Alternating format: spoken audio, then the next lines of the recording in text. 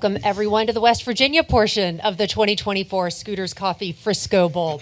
As you can see, we have West Virginia coach Chad Scott, senior quarterback Garrett Greene, and senior defensive lineman Sean Martin. Same thing still goes. Please just wave your hand to Patrick. He will bring you the microphone. To those of you here in the room, just identify yourself and address to whom you're asking the question. Then we'll open it up to the folks joining us via Zoom. Before we kick it off to the media, we'd like to give it to Coach Scott for your opening remarks. All right, I want to thank Scooters Coffee Frisco Bowl for inviting us. Everyone's been real nice and accommodating to the players and the family. It's been a great week of prep, both back at home and here. It's been a great experience for our players. We've done a phenomenal job getting the work in. We had a tremendous amount of work. We've had great work, and we've also had some great activities that the bowl has had for us. So thankful for that and grateful for that, and appreciate the opportunity to be here and compete against a great football team in Memphis. All right, thank you, Coach Scott. Now we'll open it up to questions here in the room. Patrick has the microphone. Who'd like to go right here to your right up here in the middle. Jonah Dillon, Commercial Appeal. Garrett, when you look at the Memphis defense, what do you see? What are their strengths, things that you're kind of thinking about going in the game? Yeah, so kind of thankfully for us, we've played three other kind of 3-5 defenses this year. So there's some simulators with that. But, I think the thing that they do best is they play really, really hard. I think top to bottom, if you look at D-line to all the way up to safeties, they fly around, they play really hard. And then, their coverage structures and the way their defense is structured kind of gives us some hell a little bit with, run fits and, things like that. So we got to be ready for that. But Coach Scott put together a good plan, so, we'll be ready to execute it. Anybody else here in the room? In the back, right there standing, please. Kevin Kinder, Blue and Gold News for Sean.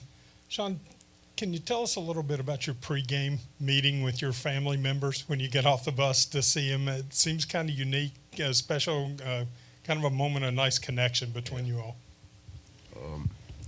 Every away game, usually my aunt or somebody that's part of my family comes to my game with my mom. So every away game, I usually just give my mom a hug, pray with her, and then go to the game, go and get ready.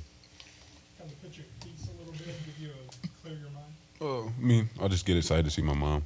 So. Up here, second row on the right, Patrick.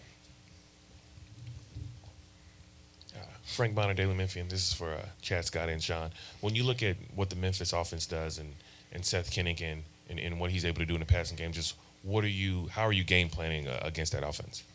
Well, they're very similar to us in the sense where we, they run spread offense and a lot of misdirection, and they got a bunch of explosive athletes at receiver, got great running back and great quarterback, and similar, we got the same thing offensively. So for us, we've been doing a lot of good on good, where we get our defense going against our first team offense, and so with that preparation and the work going against one another, give us a good chance to go be successful tomorrow. I feel like they really like running the ball. I feel like we're very good at stopping the run. We just got to, focus on getting off the field on third downs. Anyone else here in the room? Back over here to your left.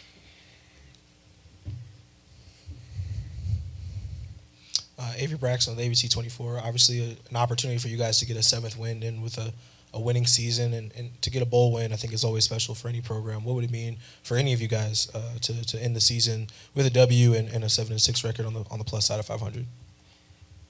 It mean the world, to finish with a winning season, and do this thing for these guys. We came in together, we worked together, we're gonna finish together. So, mean the world for us. These guys put in a lot of work. They've been very resilient, and things that have happened, and have stayed together, stayed connected. It's worked, and put in a lot of time. So, it'd mean the world to us to go out with a W. Yeah, and Coach Scott's first game, obviously, is a head coach, and really for the last 5 years, we've seen how much he's meant to the program, how much he's put into the program. So I think it'd be a great way to kind of get him his first one as a head coach. We're going to go back over here to your right.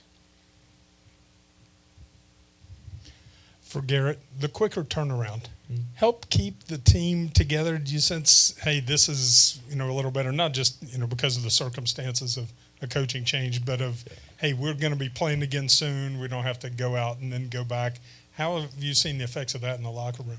Yeah, I think it's kind of been good. Just in the sense that we didn't really have that much time off. Right after Texas Tech, we kind of had a few days there, but then we were kind of right back to practicing. So I think for offense and defense, it's kind of helped us stay in a rhythm, and then it's also helped us stay in shape because we're not spending 4 or 5 days at home, not really training or doing anything. We were working out the whole time, so it's really helped us just stay in shape and stay in rhythm.